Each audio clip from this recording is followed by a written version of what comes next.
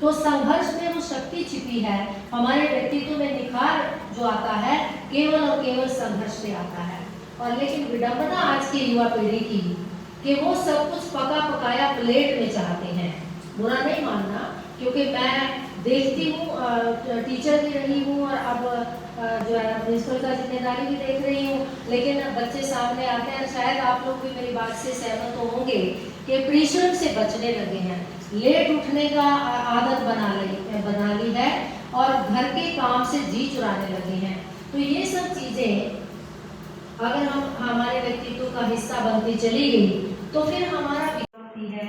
मोती मानस चूर्ण है जिंदा जब तक उसमें आग रहती है, झुक जाता यमराज भी कदमों में जब सावित्री स्थितियों पर अटल रहती है। सावित्री अस्तित्व पर तो ये सशक्तिकरण की बहुत सारी योजनाएं गवर्नमेंट चला रही है।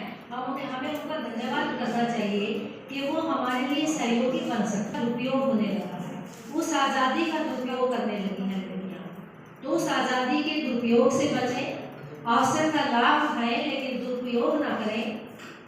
अपने कर्तव्यों के प्रति भी निष्ठा होनी चाहिए। अधिकार तो अपने आप मिल जाएंगे, लेकिन अधिकारों के लिए हम कोर्ट कचहरी तक चले जाते हैं। ये भूल जाते हैं कि हम तो पन्ना धाय की संतान हैं, कि जिसने एक राजकुमार को बचाने के लिए अपने बच्चे को दे दिया था मारने के लिए। हम तो उनकी संतान हैं। हम तो ऐसे मतलब कितने उदाहरण हैं, गोपा और घोषा और गायत्री की संतान हैं। हम तो सीता माता और सावित्री की संतान हैं, जिनके उदाहरण विश्व भी जानता है।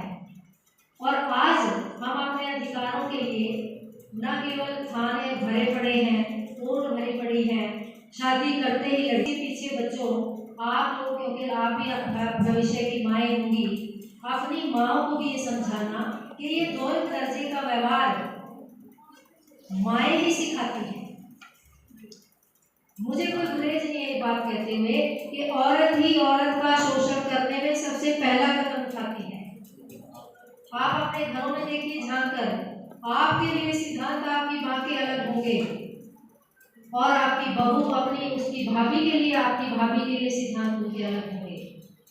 अपनी बेटी को चाहती है कि जहाँ भी शादी करके जाए महारानी बनकर रहे, और जिस बहू को घर में लाती हैं उनके लिए समझती हैं कि वो हमारी दासी बनकर रहे, मुंह में जुबान ना हो, नौकरी भी करने वाली हो, शिक्षित भी पूरी हो, दहेज भी पूरा लाए, देखने में भी सुंदर हो, पर मुंह में जुबान ना। ये तो है, ये अगर अपने घर में आप कहीं भी देखते हैं, आप लिंग विलिंग की बात करते हैं, समानता की बात समाज में करते हैं, ये कहाँ से जन्म लेता है?